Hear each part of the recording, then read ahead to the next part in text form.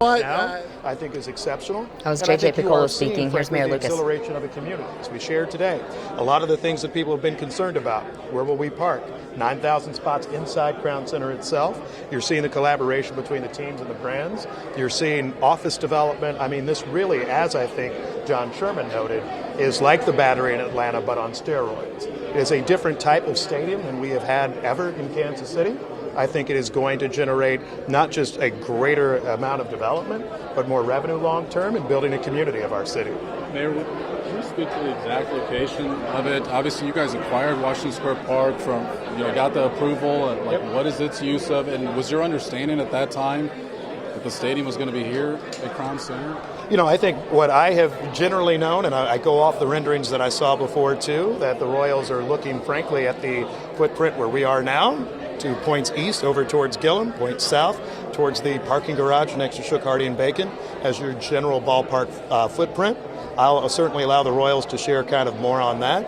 In terms of collaboration with the Royals, I don't know if y'all believed me all of the last 2 years, but we had good conversations with them. We worked well with them. And I think, frankly, we continue to see good growth opportunity long term. And so, as I understood it, and I went to the Parks Board last week, I believe it was last week, knowing that Crown Center was going to be an important part of the development. I think as was shared by John Sherman and Don Hall today, Washington Square Park continues to be a part of what the district is, what the build-out will be, and I look forward to the Royals having the opportunity to, I think, share even more of that information. What is the need for Washington Square Park if the whole complex is 80-some acres and that only is, 5 or something? Yeah, I mean, I think that, first of all, you're seeing the access, and I'll let certainly others speak to it more broadly, the access to transit, that streetcar stop, Union Station, kind of that gateway from downtown is an important part of what you build out for the future of the new Royals Stadium. I think the Royals are interested in how that build-out can occur and how it can exist, what types of events you can have.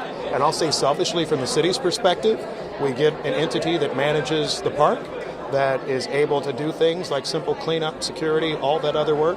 It's that sort of collaboration long term that I think helps us better utilize a parks asset that, frankly, we have not been as active on in years past. When did you learn the footprint that was shared today was the footprint of the stadium that you guys were planning to contribute money to? I think I continue to learn more about what the exact plans are. I think that all of this came quickly. I know people don't always believe us, but, I think that what we have done was try to say, how can we come up with financial terms that the Royals will find, I think, agreeable to help us get a deal done. I think I'm proud of where we are.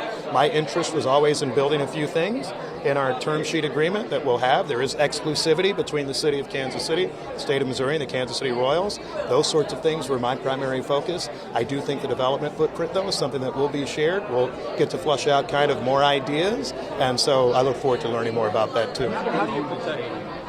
I would believe that a city entity is going to own the stadium, and have to make a sports complex authority type thing. I don't believe you need a sports complex authority. We will have a city entity of some sort. Currently, Crown Center sits in a property tax abatement district known as a Chapter 353.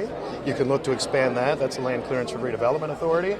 There are other authorities and agencies. We have a lot of good choices, but this will continue to be a government-owned parcel. Do you think public perception about a site south of Washington Square Park could impact whether a vote on this passes if it gets to that level with Kansas City, Missouri, or Jackson County? I love hypotheticals as much as anybody, but what I know is what we're actually getting done. We've passed an ordinance to facilitate a financial transaction that's a ballpark and ancillary development.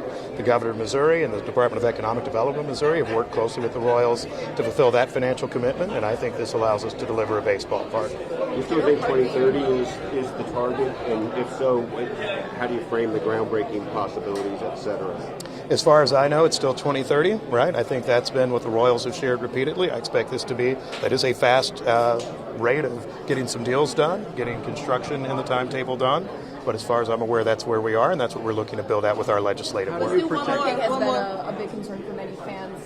Does this plan include more parking, or are you confident that there's already enough parking in the area? I think there is enough parking in the area. I'm sure that you can look to other parking being constructed, different types of parking, other types of development, and obviously there will be long-term development opportunities all around. I just say I think today is exciting for Kansas City because we have access to transit, we have good parking in connection with our park system. We're keeping Hallmark and the Royals right here in downtown Kansas City. This is a huge day for Kansas City, the state of Missouri, and importantly, our entire region, Missouri and Kansas. Thank you all so much.